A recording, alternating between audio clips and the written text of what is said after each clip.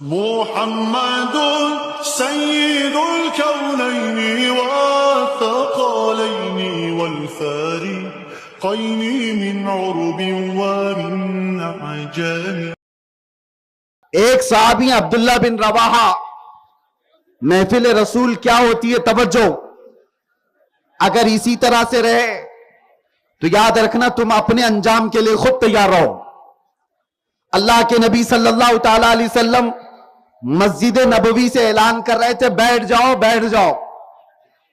صحابہ کرام جو مسجد نبوی میں ہیں وہ سن رہے تھے. ایک صحابی ہیں حضرت عبداللہ بن رواحہ، گھر سے نکلے تھے، ابھی مسجد پہنچے نہیں تھے، راستے میں گلی میں ان کو آواز آ گئی رسول اللہ کی، جو مسجد سے میرے آقا فرما رہے تھے بیٹھ جاؤ. عبداللہ بن رواحہ مسجد تک گئے نہیں، گلی میں بیٹھ گئے، راستے میں ہی بیٹھ گئے. ان کو ابھی مسجد تک جانا ہے اور اس کے بعد کھڑے ہو کر کے نہیں گئے، اپنے آپ کو اس طرح گھسیٹتے ہوئے مسجد کی طرف جانے لگے. لوگوں نے پوچھا عبداللہ بن رواحہ یہ کیا کر رہے ہو؟ وہ تو مسجد میں بیٹھے ہوئے لوگوں کے لیے رسول اللہ نے فرمایا بیٹھ جاؤ، تم یہاں گلی میں بیٹھ گئے. عبداللہ بن رواحہ کہتے ہیں میرے کانوں میں رسول اللہ کی بات آ گئی، اس کے بعد کھڑا رہتا تو کہیں غداروں میں میرا نام نہ آ جائے، غداروں میں میرا نام نہ آ جائے، اس لیے جہاں آواز آئی وہیں بیٹھ گیا. یہ صحابہ کا ایمان تھا، صحابہ کا ایمان تھا. ان کی فضیلت میں قرآن میں اللہ نے فرمایا ہے کہ وہ لوگ ہیں جب صفیں بناتے ہیں تو سیسا پلائی ہوئی دیوار کی طرح ہوتے ہیں. آج کے جو حالات ہیں یہ یوں ہی نہیں ہے میرے عزیزوں. ہمارے اندر کا یہ جو بکھراؤ اخلاقی پستی ہے، دوسروں کی نظر اس پر ہوا کرتی ہے کہ محفل رسول میں لوگ کیسے ہوتے ہیں. آپ حضرات اپنے گھروں سے ادب سے آئے ضرور ہوں گے، ثواب کما کر کے جانے کی بجائے اگر گناہ اٹھا کر کے جائیں تو اس سے بڑی ہرما نصیبی کیا ہو سکتی ہے، اس سے بڑی بد نصیبی کیا ہو سکتی ہے. اس لیے ہمیشہ ایک بات یاد رکھیں، اللہ کے نبی صلی اللہ علیہ وسلم کی محفل کو، تمہارے گھر میں کبھی شادی ہو رہی ہو، چار منچلوں کو بلا کر کے تمہاری شادی خراب کر دی جائے تو کیسے لگے گا تمہیں؟ تمہارے گھر کی محفلوں میں کچھ بدماش آ جائیں، آوارہ گردی کرنے لگ جائیں تو پھر تمہیں کیسا لگے گا؟ اور یہ محفل رسول ہے، عزت رسول کی قسم، اگر اس محفل پاک کو یا رسول پاک صلی اللہ علیہ وسلم سے جڑی ہوئی کسی چیز کی توہین ہوگی تو ہم یہاں سے پھر پکاریں گے، ہم یہاں سے پکارتے رہیں گے. ہم اپنوں کی خرابیوں کو بھی بولتے ہیں اور غیروں کی بھی. آپ توجہ سے سنو، نبی مختار صلی اللہ تعالی علیہ وسلم کے فرمان علی شان کے مطابق آج کی رات میں ایک عقیدہ دینے تمہیں آیا تھا. یقین اتنا بٹھاؤ کہ 1000 طریقے کی گمراہیاں آئیں، تمہارے ذہن و دماغ میں ایک بات بیٹھی رہے کہ اللہ نے مجھے ایمان پر زندہ رکھا ہے، مجھے اسلام میں پیدا کیا ہے، ہر در پہ جھکنے والی پیشانی نہیں دیا ہے. تمہارا عقیدہ کیا ہے؟ تمہارا عقیدہ کیا ہے؟ ہمارا عقیدہ کیا ہے؟ سنو، اس خدا کی ہم عبادت نہیں کرتے جس کو ہم ہاتھوں سے بناتے ہوں، اس خدا کی ہم عبادت نہیں کرتے جس کو ہم جب چاہے توڑ دیں. ایک صحابی ہیں حضور صلی اللہ علیہ وسلم کی بارگاہ میں کہتے یا رسول اللہ، جاہلیت کے زمانے میں 2 ایسے کام تھے، ایک کو یاد کر کے مجھے رونا آتا ہے اور ایک کو یاد کر کے ہنسی آتی ہے. حضور نے پوچھا وہ کیا کام ہے ایسے اسلام لانے سے پہلے؟ وہ صحابی کہتے ہیں رونا اس بات پر آتا ہے کہ گھر میں جب بیٹی پیدا ہوتی تو اس کا گلا مروڑ کر ہم دفن کر دیتے تھے، اور انہوں نے کہا میں نے 5 بیٹیوں کو دفن کیا ہے. آج یاد کر کے رونا آتا ہے کہ کیسی جہالت میں ہم جی رہے تھے، اپنے گھر میں پیدا ہونے والی بچی کو ہم گلا گھونٹ کر مار دیتے اور دفن کر دیتے تھے. اس بات پر ہمیں رونا آتا ہے. ہنسی کس بات پر آتی ہے؟ وہ کہتے ہیں یا رسول اللہ بات یہ تھی ہم الگ الگ قسم کے خداؤں کی عبادت کرتے تھے اور آٹے کے خدا بنا لیتے تھے. سفر میں کبھی جانا ہوتا تو شکر اور آٹا گوند کر کے اس کا خدا بنا لیتے. ہواؤں کا خدا الگ تھا، پانی کا خدا الگ تھا، جنگوں کا خدا الگ تھا، فتح دلانے والا الگ تھا، شکست دلانے والا الگ تھا، سب ساتھ میں لے کے چلتے تھے. وہ صحابی کہتے یا رسول اللہ سفر میں ہم سارے خدا لے کے چلتے تھے، اور کبھی راشن پانی ختم ہوتا تو کبھی اس خدا کا ہاتھ توڑ کے کھاتے، کبھی اس کا پاؤں توڑ کے کھاتے تھے، کبھی اس کی گردن توڑ کے کھاتے، آٹے کے تو بنے تھے. تو وہ صحابی کہتے زمانے جاہلیت کی ان چیزوں کو یاد کر کے اب ہنسی آتی ہے. آج میں آپ سے بھی کہتا ہوں اللہ کا کتنا شکر بجا لاؤ میرے عزیزوں. کم ہے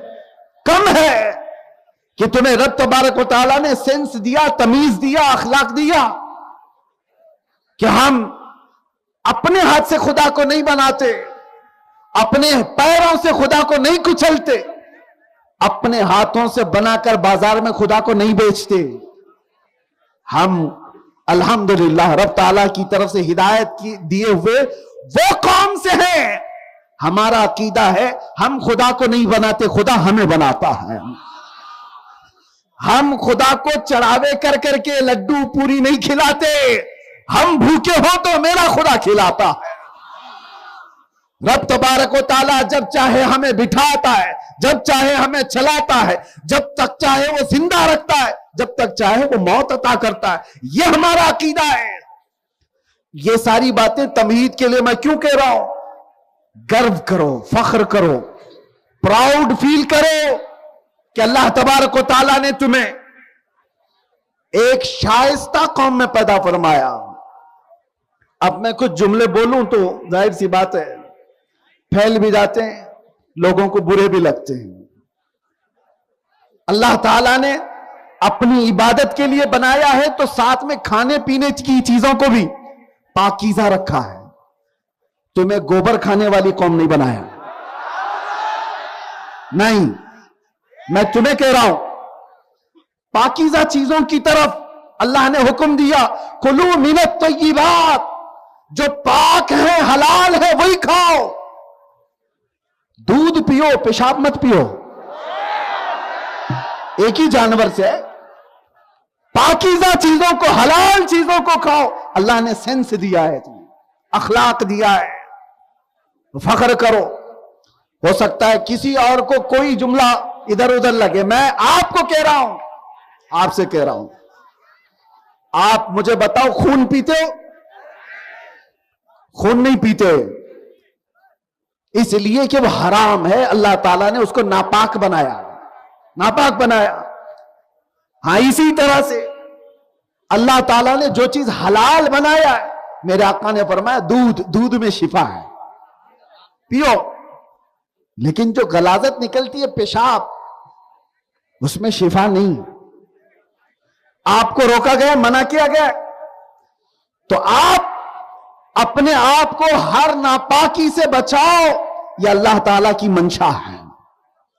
آج دیکھیں آپ کو یہ باتیں میں کیوں کہہ رہا ہوں. تمہارا وہ منصب نہیں ہے جس کو اقبال کہہ رہا ہے، نہیں تیرا نشیمن کسر سلطانی کے گنبد پر.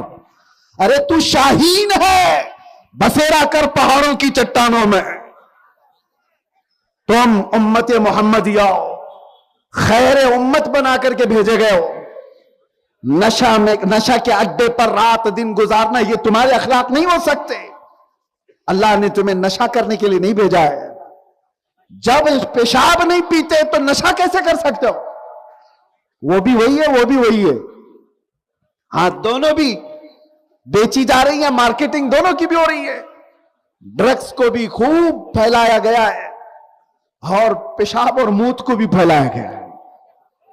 دونوں چیزوں کو آپ ایک نظر سے دیکھو، حرام ہے تو حرام ہے. اللہ نے ہماری زبان کو پاک رکھا ہے. اس زبان سے تم اللہ کا ذکر کرتے ہو تو ناجائز اور حرام چیزیں تمہاری زبان پر نہیں آ سکتی. اب آؤ میں اور آپ کو بتاتا ہوں. آپ ایک خدا کے علاوہ کسی کے سامنے جھکتے نہیں، پاک چیزوں کے علاوہ کسی چیز کو ہاتھ لگاتے نہیں. یہ ایمان اور اسلام کی علامتیں بتا رہا ہوں. فخر کرو، پراؤڈ فیل کرو. اس خدا کی عبادت کرتے ہو جس کو کبھی مجبور سوچتے بھی نہیں. اس خدا کی عبادت کرتے ہیں جو مجبور نہیں ہے. وہ ہر شے کی طاقت رکھنے والا مالک و مختار پروردگار ہے. اور جانتے ہو ہم جب پیدا ہوئے تبھی ہم کو عقیدہ دیا گیا ہے. گھر میں پیدا ہوئے تھے, کسی مؤذن صاحب یا مولوی صاحب نے کان میں سب سے پہلے کیا کہا تھا؟ اللہ ہو. کیا کہا؟ زور سے بولو. ہاں, یہی کلمہ سب سے پہلے کان میں آیا ہے. سب سے پہلے کان میں یہی آیا, اللہ اکبر, جس کا مطلب ہے اللہ سب سے بڑا ہے. کسی ایرے غیرے نتھو کھیرے کو بڑا کبھی نہیں ماننا. کوئی کرسی پہ بیٹھ جاتا ہے تو بڑا نہیں ہوتا, تھوڑے دنوں کے بعد سڑا ہو جاتا ہے. بڑا صرف اللہ ہے, اور پیدا ہونے کے وقت ہی نہیں. پھر جب مر گئے ہم, زندگی میں تو ہر نماز میں سنتے رہے, ہر مسجد سے سنتے رہے, اللہ اکبر اللہ اکبر اللہ اکبر. لیکن مرے, ہمیں نہلا دھلا کر کے, کفنا کر کے, جنازہ لا کر رکھ دیا گیا. امام میت کے سامنے آ کر کھڑا ہوا اور ہاتھ اٹھایا, پھر کیا کہا؟ دنیا سے رخصت کرنے کے وقت بھی, دنیا سے رخصت کرنے کے وقت بھی یہ کہہ کر کے بھیجا جا رہا ہے, تو آیا تھا دنیا میں یہ کہتے ہوئے کہ اللہ سب سے بڑا ہے, اور جا رہا ہے دنیا سے یہ کہتے ہوئے اللہ سب سے بڑا ہے. اس کے بیچ والی زندگی میں کبھی شیطان کو بڑا نہیں سمجھنا, کبھی شیطان کی طاقتوں پر اپنا دل نہیں دے بیٹھنا. اللہ سب سے بڑا ہے. اسی لیے میں نے آیت الکرسی پڑھی, اللہ لا الہ الا هو الحی القیوم. اللہ نے اس میں ایک عقیدہ دیا ہے, وہ اللہ ہے جس کے سوا کوئی معبود نہیں. اور دو صفتیں اللہ نے بیان کیا, وہ حی ہے اور قیوم ہے. وہ بڑا تھا یا بڑا ہے؟ آپ مجھے بتاؤ, اللہ بڑا تھا یا بڑا ہے؟ تھا نہیں, اللہ بڑا ہمیشہ سے ہے اور ہمیشہ, یہی عقیدہ ہے. حی اور قیوم کا مطلب وہ ہمیشہ سے زندہ ہے, ہمیشہ زندہ رہنے والا, وہ ہر شے کو اپنی قدرت سے قائم رکھنے والا. اے مسلمانوں, یہ ساری تمہیدی باتیں میں کیوں کہہ رہا ہوں؟ آپ کو پتا ہے حضرت ابوبکر صدیق جب رسول اللہ کے ساتھ ہجرت کے سفر پر تھے, وہ لوگ ایسا راستہ اختیار کیے تھے کہ اس طرف کفار و مشرکین آپ کا پیچھا کر کے آپ کو نہ ڈھونڈ سکے. غار ثور پر چڑھ گئے, 5000 فٹ اونچا پہاڑ ہے, غار میں اندر چلے گئے. آپ کو واقعہ معلوم ہے ہجرت کا, رسول اللہ صلی اللہ علیہ وسلم ابو بکر صدیق رضی اللہ تعالیٰ عنہ کے ساتھ غار میں آرام کر رہے, لیکن اس وقت کفار و مشرکین پاؤں کے نشان دیکھتے دیکھتے غار تک پہنچ گئے. غار تک پہنچ بھی گئے. اگر وہ پاؤں اٹھاتے تو مشرکین کو اللہ کے رسول بھی دکھ جاتے, ابو بکر صدیق بھی دکھ جاتے. وہاں تک پہنچ گئے تھے.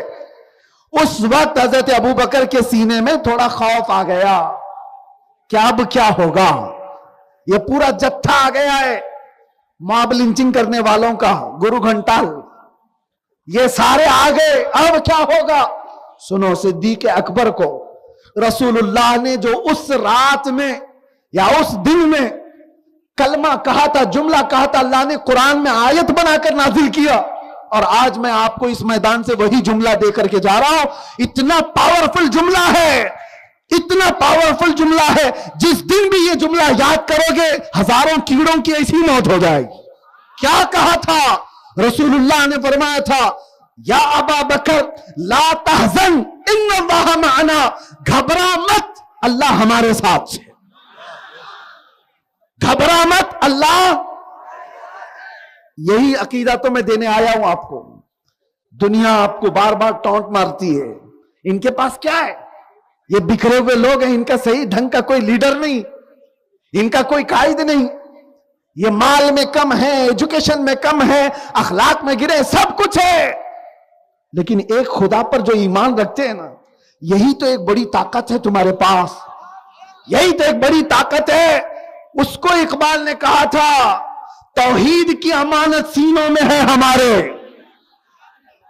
توحید کی امانت سینوں میں ہے ہمارے, آسان نہیں مٹانا نام و نشاں ہمارا. یونان و مصر و روما سب مٹ گئے جہاں سے، باقی مگر ہے اب تک نام و نشاں ہمارا۔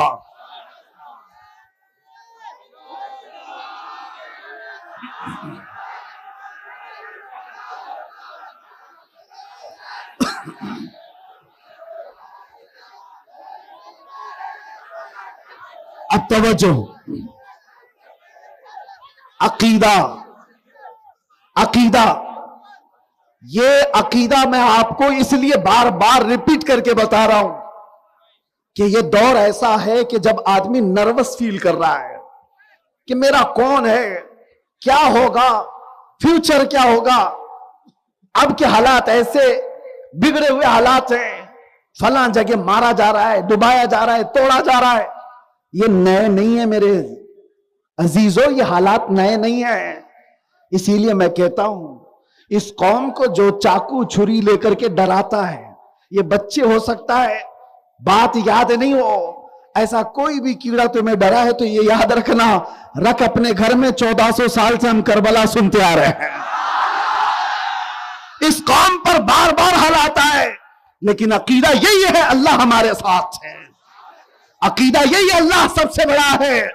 اور قرآن میں اللہ فرماتا ہے انما یؤخرہم لیوم تشخص فیہ الابصار، ظالم کے عمل سے اللہ بے خبر نہیں ہے، اسے ڈھیل دیا ہوا ہے، اسے ڈھیل دیا ہوا ہے چند دنوں تک کے لیے، تاکہ سب کی نگاہیں پھر اس کو دیکھیں انجام کیا ہوتا ہے۔ آپ نہ گھبراؤ، آپ پریشان نہ رہو، عقیدہ وحدانیت یہی ہے، اللہ تبارک و تعالیٰ کے بارے میں یقین رکھنا، اور یہی یقین جب میں دہراتا ہوں تو پھر مجھے پکڑا جاتا ہے۔ نہ گھبراؤ مسلمانوں، ابھی خدا کی شان باقی ہے، ابھی اسلام زندہ ہے، ابھی قرآن۔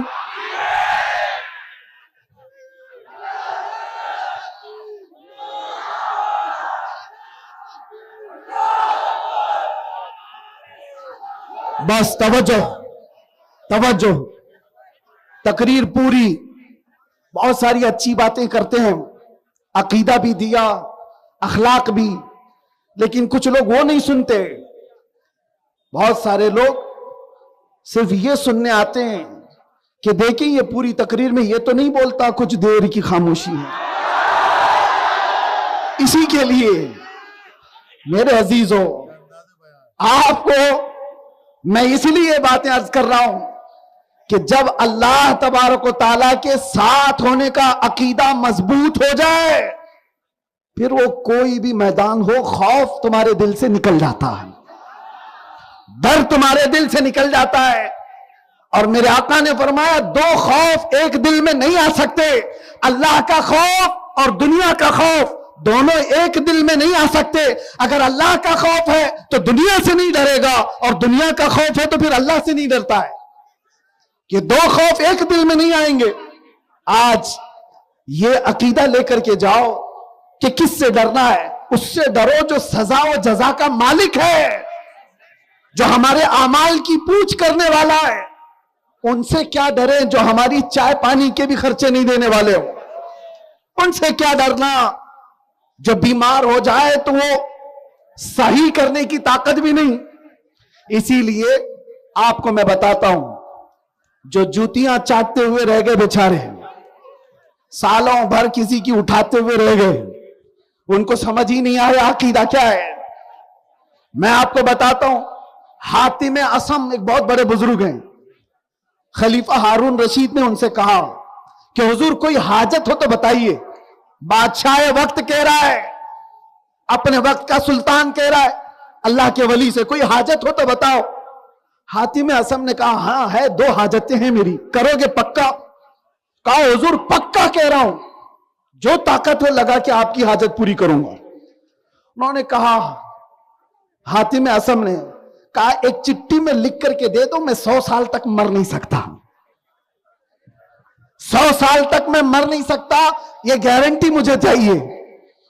خلیفہ نے کہا حضور میں تو ایک دن کی بھی نہیں لے سکتا، میں 100 سال کی کیا بات، ایک دن کی بھی لکھ کے نہیں دے سکتا۔ تو حاتم اصم نے کہا اچھا وہ نہیں کر سکتے تو پھر ٹھیک ہے، ایک کام کرو، میں جتنے سال بھی جینے والا ہوں میرا سارا رزق مجھے ایک ہی دن دے دو، ایک ہی دن مجھے میرا پورا رزق مل جانا چاہیے۔ بادشاہ نے کہا مجھے کیا پتا کتنے سال جینے والے اور کتنا رزق آپ کا ہے، یہ بھی نہیں کر سکتا۔ تو حاتم اصم نے کہا ارے نادان، تیرے ہاتھ میں نہ زندگی بڑی کرنے کی طاقت ہے نہ میرے رزق کی طاقت ہے، پھر پوچھتا کیوں ہے کہ حاجت کیا ہے؟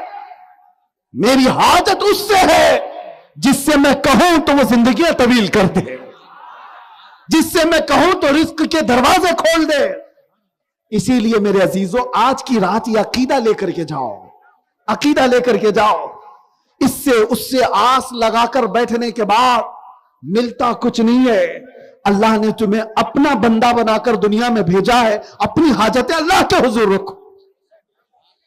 اللہ قرآن میں فرماتا ہے وَإِذَا سَأَلَكَ عِبَادِي عَنِّي فَإِنِّي قَرِيبٌ، اے رسول اگر میرے بارے میں بندے پوچھیں، آپ کی امت میرے بارے میں مجھ سے پوچھیں کہ خدا کہاں ہے، تو ان سے کہہ دے میں بہت قریب ہوں۔ اجیب دعوت الداعی اذا دعانی، جب جب وہ پکارے گا میں اس کا جواب دوں گا۔ یہ اللہ تعالیٰ فرماتا ہے جب جب تم پکارو گے، اللہ فرماتا ہے اس کا وعدہ ہے قرآن میں جواب دوں گا۔ آج کی رات تم نے اللہ کو پکارا ہے، آج کی رات رب تعالیٰ کی بارگاہ میں رکھا ہے کہ کھوئی ہوئی ہماری طاقتیں واپس دے دے مولا، عزتیں اور وقار ہماری جو لٹ گئی ہے وہ واپس عطا کر دے۔ مانگے کچھ نہیں، اسی لیے سنا ہے کسی مسجد کے دروازے پر لکھا ہوا تھا، کسی مسجد کے دروازے پر لکھا ہوا تھا کہ اے بندے آنے والے، اللہ کے پاس بے حساب خزانے ہیں اور عطا کرنے کے لیے بھی ہے، اگر تیرے پاس وقت ہے تو مانگنے کے لیے بھی تو بیٹھ جا۔ یہاں تو مانگنے والا ہی نہیں، ہم تو مائل بکرم ہیں، کوئی سائل ہی نہیں۔ عزیزان گرام وقار، میں آپ کو عقیدہ توحید کی طرف لانا چاہتا ہوں۔ اللہ ہے، ایک ہے، طاقت والا ہے، سب سے بڑا ہے۔ جس قوم کا یہ عقیدہ ہے وہ ڈرتی کیوں ہے؟ پھر وہ ڈرتی کیوں ہے؟ پھر میں تم سے سوال پوچھتا ہوں، اللہ کے بارے میں یقین رکھتے ہو اللہ سچا ہے؟ تمہارا نبی سچا ہے؟ قرآن سچی ہے؟ قرآن سچا ہے؟ تمہارا دین اسلام سچا ہے؟ اللہ سچا، نبی سچا، قرآن سچا، دین سچا، جس کے پاس اتنا سب کچھ سچا، پھر وہ ڈر ڈر کر کے سر جھکا کر نہیں، سر اٹھا کر کے جینا چاہیے، سر اٹھا کر کے جیے۔ تمہارا رشتہ کسی چور قوم سے نہیں ہے، تمہارا رشتہ کسی آتنکواد سے نہیں ہے، تمہارا رشتہ اس محمد عربی سے ہے صلی اللہ علیہ وسلم، جس نے کائنات میں امن کو پھیلایا ہے، فساد کو ختم کیا ہے۔ اسی لیے میرے عزیزوں پہلے تم اپنا ایمان مکمل کرو، یقین پاورفل بناؤ، پھر دیکھنا خوف جب نکل جائے گا ہر چیز سیدھے اس راستے پر آ جائے گی۔ قرآن میں اللہ فرماتا فَلَا تَخْشَوْهُمْ وَخْشَوْنِي وَلِيُتِمَّ نِعْمَتِي عَلَيْكُمْ، ان سے مت ڈرو۔ اللہ فرما رہا ان سے مت ڈرو، مجھ سے ڈرو۔ کس سے مت ڈرو؟ ارے کتوں سے مت ڈرو، ہماری زبان میں۔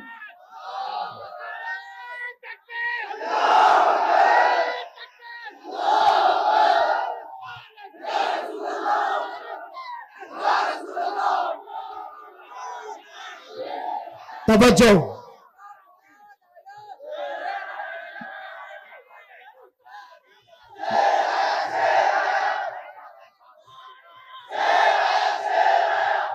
گھما پھرا گھر کے تقریر میں کہیں تو کتا آ ہی جاتا ہے۔ ہم چاہتے نہیں تھے، میری زبان میں بتا رہا ہوں، ان سے مت ڈرو۔ اللہ فرماتا ہے مجھ سے ڈرو۔ ترجمہ نہیں کر رہا ہوں، ترجمہ نہیں، آیت کی تفسیر اور ترجمہ الگ ہے۔ میں آپ سے کہہ رہا ہوں اللہ تعالیٰ فرماتا ہے طاقت والے، قوت والے، کفر و شرک والے، ان سے مت ڈرو، مجھ سے ڈرو۔ وَلِيُتِمَّ نِعْمَتِي عَلَيْكُمْ، میں اپنی پوری نعمتیں تم کو عطا کروں گا، پوری نعمتیں عطا کروں گا۔ اس کو اعلیٰ حضرت کیسے کہتے ہیں؟ خوف نہ رکھ رضا ذرا، تو ہے عبد مصطفیٰ، خوف نہ رکھ رضا ذرا، تو ہے عبد مصطفیٰ، ارے تیرے لیے امان ہے، تیرے لیے امان ہے۔ اور یہی بات میں آپ سے کہہ رہا ہوں، اللہ قرآن میں یہ بھی فرماتا ہے، رب تبارک و تعالی یہ فرماتا ہے کہ فَلَا تَخْشَوْهُمْ وَخْشَوْنِي، ان سے مت ڈرو، مجھ سے ڈرو۔ وہ طاقت و قوت کا مالک، وہ سزا و جزا کا مالک، مرنے کے بعد حساب و کتاب کا مالک، جنت و دوزخ کا مالک، یہ سب ہمارا عقیدہ ہے۔ تو پھر دوسروں سے ڈر کس بات کا، خوف کس بات کا؟ زیادہ سے زیادہ دنیا میں ہوگا کیا؟ موت آئے گی، اس سے زیادہ کچھ نہیں۔ اور مومن کے لیے موت حادثہ نہیں ہے، تحفہ ہے۔ اس کے لیے حادثہ ہے جس کو یہ سوچنا ہے کہ مرنے کے بعد جلنا ہے، جلنا ہے، جلنا ہے۔ مومن کا عقیدہ یہ ہے، مرنا ہے، ادھر آنکھ بند ہو، ادھر مصطفیٰ کا دیدار ہو۔ ہمارا عقیدہ یہ ہے، ہم تو اس لیے مرنا بھی چاہتے ہیں، قبر میں جا کر کے بھی فرشتوں سے کہیں گے اب تو پائے ناز سے فرشتوں کیوں اٹھو، ارے مر کے پہنچا ہوں یہاں اس دل ربا کے واسطے۔ موت کا بھی سب سے بڑا خوف جو دنیا میں پھیلایا گیا، اس خوف سے بھی آزاد ہو جاؤ، اس خوف سے بھی نکل جاؤ، اس ڈر سے بھی نکل جاؤ۔ اسی لیے بزرگوں نے ہم سے کہا تھا، صحابہ نے کہا تھا، حضرت خبیب ابن عدی جن کو سولی پر چڑھایا گیا اور ان کے ہاتھ پیر کاٹے گئے اور ان کے کان ناک نکالے گئے، اس وقت بھی انہوں نے جو کہا تھا اس کی ترجمانی ہے۔ ان سے کہا گیا تھا اب چھوڑ دو، بولنا چھوڑ دو، محمد کی تعریف کرنا چھوڑ دو۔ انہوں نے کیا کہا تھا؟ عشق گر جرم ہے تو پھانسی کی سزا دو، عشق گر جرم ہے تو پھانسی کی سزا دی جائے۔ اور وہی ترجمانی کرتے ہوئے میں کہتا ہوں، حق بات کہنا جرم ہے تو یہ جرم ہم ہر بار کریں گے، 100 بار کریں گے، اور اگر یہ جرم ہے تو سرے دار بھی کریں گے۔ کیوں؟ میرا رب فرماتا ہے ان سے نہ ڈرو، مجھ سے ڈرو۔ اللہ رب العزت، اللہ وحدہ لا شریک، جو ساری کائنات کی طاقت و قوت کا مالک، میں اس کا بندہ، اس سے ڈروں گا۔ اور یہاں تک کہ قرآن میں اللہ نے یہ فرمایا، تم جن سے ڈرتے ہو نا، ان کی حیثیت یہ ہے کہ وہ ایک مکھی کو بھی زندہ نہیں کر سکتے۔ قرآن میں اللہ فرماتا ہے وہ ایک مکھی کو بھی زندہ نہیں کر سکتے۔ تم ان کی طاقتوں سے کس بات سے ڈرے ہوئے ہو؟ ڈرو اس شہنشاہ اعظم سے جس نے فرعونوں کی پکڑ کی ہے، جس نے نمرودوں کو برباد کیا ہے، عذاب میں تہس نہس کیا ہے۔ اس کے خوف سے ڈرو۔ جب وہ کسی کو ہلاک کرنے پر آئے تو ہلکی چیزوں پر ہلاک کر دیتا ہے۔ فرعون کو پانی میں غرق کر کے ہلاک کر دیا گیا، نمرود کو مچھر سے ہلاک کر دیا گیا، ابو جہل کو کسان کے چھوٹے بچوں نے ختم کر دیا۔ اس خدائی قانون کا اندازہ آپ کو نہیں ہے۔ وہ جب پکڑ کرتا ہے تو بہت چھوٹی چیزوں سے بڑی بڑی طاقتوں کو سلا دیتا ہے۔ آج کے اگر نشیڑی بادشاہ بھی اگر یہ سوچتے ہو تو مچھروں کے آنے کی دیر ہے، ہواؤں کا رخ بدلنے کی دیر ہے، اللہ کی پکڑ آئے گی۔ اس لیے آپ ان معاملات سے اپنے آپ کو بے قابو مت کرو۔ میرا رب رحمان و رحیم ہے، ستار و غفار ہے، جبار و قہار ہے۔ اور آج کی رات اسی لیے عبادتوں کے لیے بلایا گیا۔ کون ہے مجھے بتاؤ دنیا میں، کون ہے جو تم سے پیار کرتا ہو؟ آج کسی کے دروازے پر جاؤ، لوگ آج آپ کو سلام کرنے کو تیار نہیں، سوچتے ہیں کہ یہ قرضے مانگنے آ گیا ہوگا، کسی طرح کی کوئی چیز مانگنے آ گیا ہوگا۔ لیکن ایسی بکھری ہوئی قوم کو کون پوچھنے والا ہے آج؟ ان کی دستگیری کرنے والا کون ہے آج؟ ارے ہمارے ہاں تو حال یہ ہے، سیکولر نام کی پارٹیاں جتنی ہیں یہ بھی ہمارا نام لینے سے ڈرتی ہیں، ہے نا؟ حقیقت ہے کہ نہیں ہے؟ ہماری قوم کو آج ایسا بنا دیا گیا، ارے وہ سیکولر پارٹیاں بھی مسلمان نام سے ڈرتی ہیں۔ نہیں، ان کو کھل کر کے نہیں بولیں گے ورنہ ہم کو بی جے پی والے چھوڑیں گے نہیں۔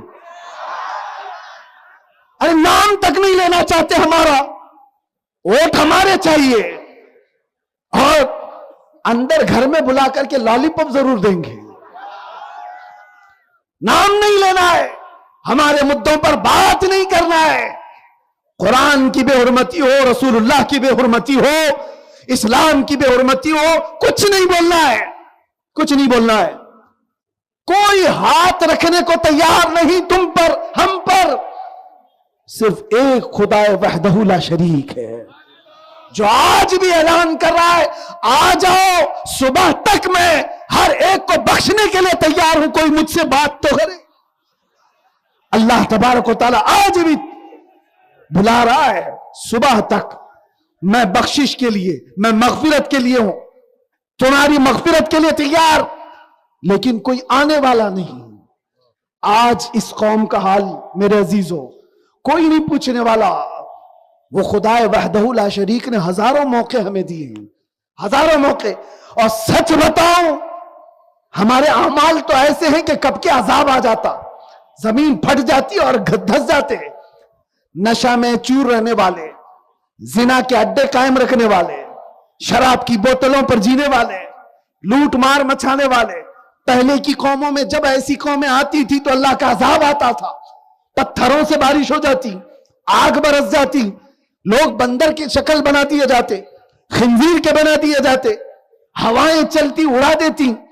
کچھ قومیں ایسی ہیں ان پر عذاب ایسا آیا ہے کہ ان کے بھیجے کانوں سے نکل گئے تھے، زمینوں پر پڑے رہ گئے تھے. وہ سارے برے کام آج بھی ہو رہے ہیں لیکن وہ رب تعالیٰ ویسا عذاب نہیں دیتا. نہ تم پر پتھروں کی بارش آ رہی ہے، نہ تم پر ہواؤں کے تیز جھونکے اڑا کر کے لے جانے کے لیے بھیجے جا رہے ہیں، نہ آگ بھیجی جا رہی ہے. اس قوم کو اللہ تعالیٰ ویسے عذاب میں نہیں مبتلا کرتا. نہ بندر کی شکل بنائی جاتی ہے، نہ خنزیر کی شکل بنائی جاتی ہے. کیوں؟ قرآن میں میرا مولا فرماتا ہے اس لیے ان کو میں عذاب ویسا نہیں دے سکتا جیسے پہلی قوموں کو دیتا تھا. وجہ یہ ہے کہ ان کے بیچ میں میرا محبوب آرام کر رہا ہے. یہ میرے محبوب کی امت ہے. ہم بچے ہوئے ہیں رسول اللہ کے واسطے سے. پکڑ ہو جاتی، ہم گناہ ایسے ایسے کر چکے ہیں کہ عذاب آ جاتا. اس رب نے ہمیں ہزاروں موقع دیے ہیں. اسی لیے شاعر نے کہا ہے جگہ جگہ کے تھک چکے ہیں تمہیں یہ ہنگامے، نشاط لذت خواب گراں بدل ڈالو. غلط روی سے منازل کا بودھ بڑھتا ہے، مسافروں روش کارواں بدل ڈالو. ادھر ادھر چلتے رہو گے تو منزل لمبی ہو جائے گی. جس راستے پر رسول اللہ نے تمہیں چھوڑا تھا آ جاؤ اس راستے پر. جتنے تم ٹیڑے راستے اختیار کرو گے منزل بڑھتی چلی جائے گی، نہیں پہنچ پاؤ گے. اور اتنے بڑے بڑے حادثے تمہیں جگانے کے لیے کافی نہیں ہے. ایک حادثہ تھا راجہ داہر سنگھ، اس کے چند گنڈوں نے عورتوں کو کڈنیپ کیا تھا، ان کا مال لوٹ لیا تھا جو حج پہ جا رہی تھی. ان عورتوں نے آواز لگائی تھی کوئی ہمارا بھائی ہے جو ہماری عزتوں کی حفاظت کرے. جانتے ہو 5000 کلومیٹر دور سے محمد بن قاسم 19 سال کا جوان 10,000 کا لشکر لے کر اپنی بہنوں کی عزت کے لیے آ گیا تھا، ہندوستان آیا تھا، ان گنڈوں سے مقابلہ کیا تھا، عورتوں کی عزت کی حفاظت کیا تھا. اور پرچم اسلام سب سے پہلے لہرانے والا محمد بن قاسم تھا. دنیا کو اگر پتا نہ ہو تو میں آپ کو بتاؤں وہ 19 سال کا جوان تھا. 5000 کلومیٹر دور سے پکاری ہوئی بہن کی آواز نے اسے بے قرار کر دیا. یہاں بغل سے بھاگنے والی لڑکی کے بھی تمہیں خیالات نہیں. حالات ایسے کہ محلوں میں زنا ہونے لگ گیا، لوگ چپکے سے آنکھیں دبا کر کے چلے جاتے، ارے اس کا گھر بگڑا ہے میرا کیا ہوگا.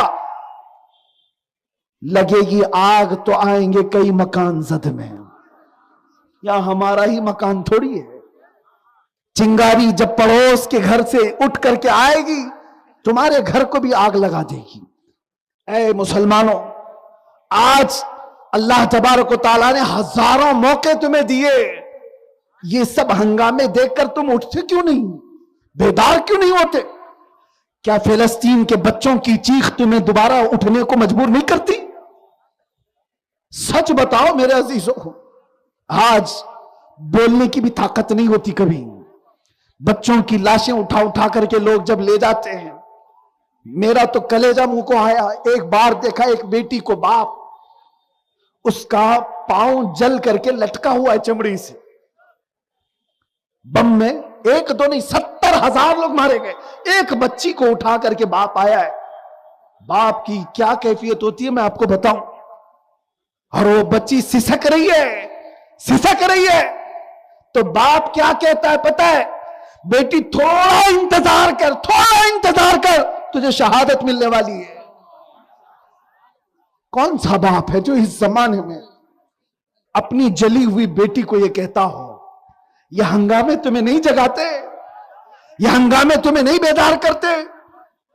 نہ تمہارا عیش پرستی سے جینا ختم ہوتا ہے؟ یا عیاشی کب ختم ہوگی؟ توبہ کرو آج کی رات. دنیا بھر میں جو آگ لگی ہوئی ہے یہ تمہیں جگانے کے لیے، بیدار کرنے کے لیے. میں نے عراق میں دیکھا ہے جنازہ اٹھانے کے لیے 4 لوگ بھی نہیں مل رہے.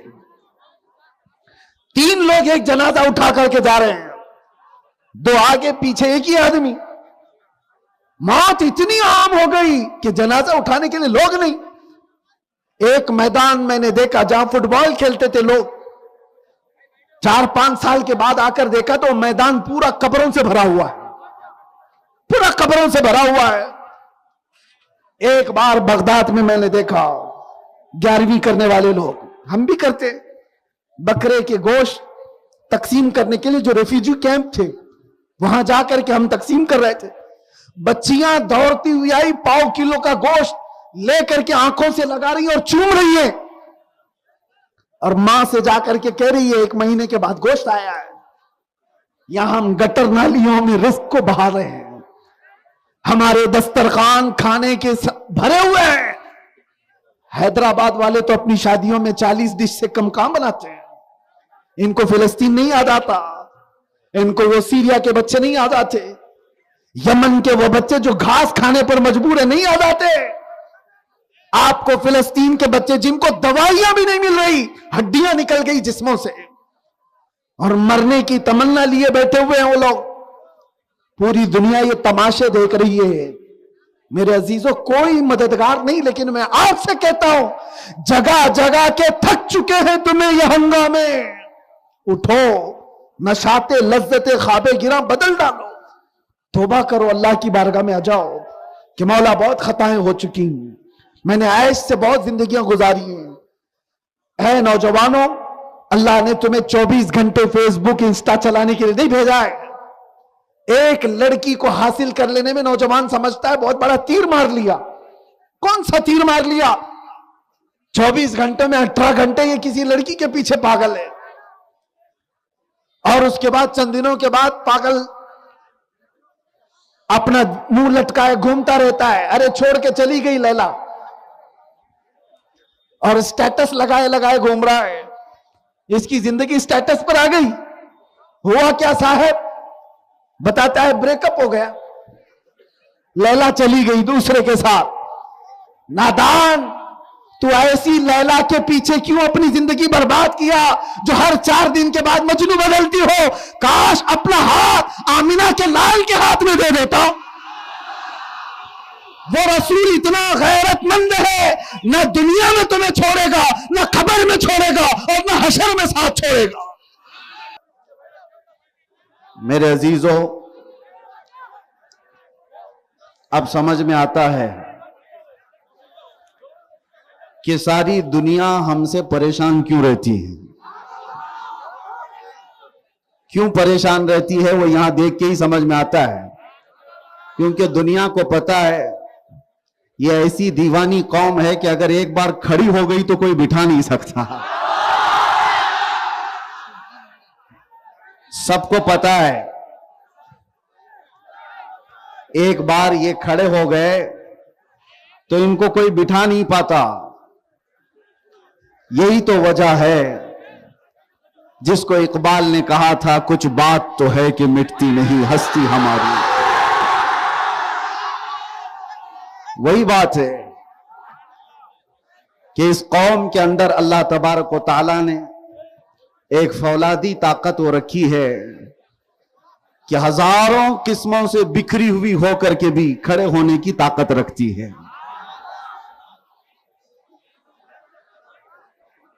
पिछली मर्तबा भी आपसे मैं खिताब नहीं कर सका था शोर शराबे की वजह से, इसलिए कि जितने लोग बैठे हुए हैं उससे ज्यादा बिठाने वाले यहां पर हैं।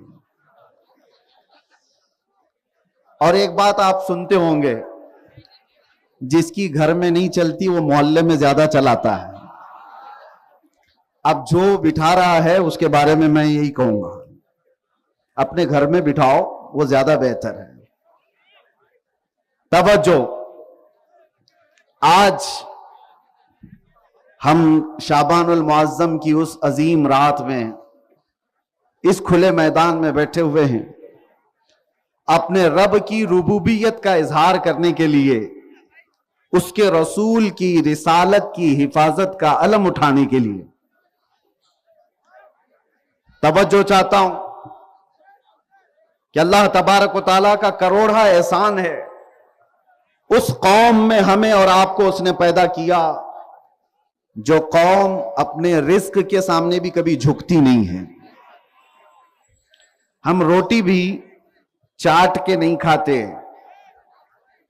चावल को भी सर झुका करके चाट के नहीं खाते जैसे बकरियां खाती हैं, बैल भैंस खाते हैं। अल्लाह ने हाथ दिया है, उठा करके मुंह से खाते हैं।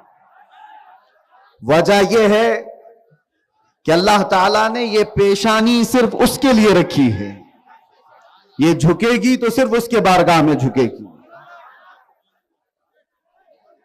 और आज पूरी रूए जमीन पर एक ही कौम ऐसी है, जितने लोग भी खुदा का तस्वुर रखते हैं, एथिस्ट लोगों की बात नहीं कर रहा, बेदीनों की बात नहीं, मुल्हिदों की बात नहीं, जो खुदा का तस्वुर रखते हैं, चाहे वो यहूदी हों, ईसाई हों या फिर किसी दूसरे कौम के दीन के मानने वाले हों, सबों ने अपने अपने खुदा की कोई तस्वीर बनाई है। जब वो झुकते हैं तो उन्हें उनके खुदा को देखना पड़ता है। दुनिया की एक वाहिद कौम मुसलमान ऐसी है, करोड़ों मस्जिदों में कहीं हमने खुदा की कोई तस्वीर नहीं बनाई। तन्हा ये कौम है जिसको रब ताला फरमाता युमिनून बिल गैब, ये गैब पर ईमान रखने वाली कौम है, गैब पर ईमान रखने वाली कौम। यहां पर बैठा हुआ इतना सारा मजमा या पूरी दुनिया में जो सुन रहे हो, मुझे बताओ, क्या कभी तुमने खुदा को देखा है? क्या तुम्हारे किसी मौलवी ने या किसी पीर ने खुदा को दिखाया है? कभी नहीं देखा। लेकिन जैसे ही अल्लाह का नाम आता है, ये मस्जिदों में सजदे के लिए गिर जाते हैं। बिना देखे रब ताला की इबादत करने वाली वाहिद कौम है जिसमें अल्लाह ने हमको पैदा किया है। हम फोटो देख करके इबादत करने वाले लोगों में से नहीं है। अब एक बात आती है, तवज्जो, बहुत अहम बात अर्ज कर रहा हूं। डॉक्टर इकबाल से पूछा गया था कि क्या आप अल्लाह का यकीन रखते हैं? आप भी अल्लाह का यकीन रखते हो कि नहीं?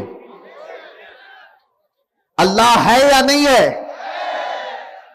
आज के जमाने में बहुत सारे एथिस्ट निकले हुए हैं, वो दलील पे दलील मांग रहे हैं।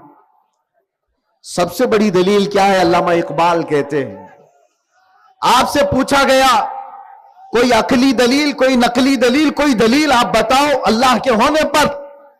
डॉक्टर इकबाल ने सारी दलीलों को एक तरफ रख करके एक जुमले में जवाब दिया, कहा मैं अल्लाह के वजूद को इसलिए मानता हूं कि मुझे ऐसे शख्स ने बताया जिसने जिंदगी में कभी झूठ ही नहीं कहा। उसकी जुबान से निकला वो मोहम्मद अरबी सल्लल्लाहु अलैहि वसल्लम, जिसने पूरी जिंदगी में मजाक में भी कभी झूठ ना कहा हो। जब उस रसूल ने कहा अल्लाह है तो हमने मान लिया अल्लाह है। ये मेरे अजीजों, आज हम सब की खुशनसीबी है कि अल्लाह तबारक व तआला ने हिदायत पर रखा है और उसकी बारगाह में झुकने की तौफीक बख्शी है।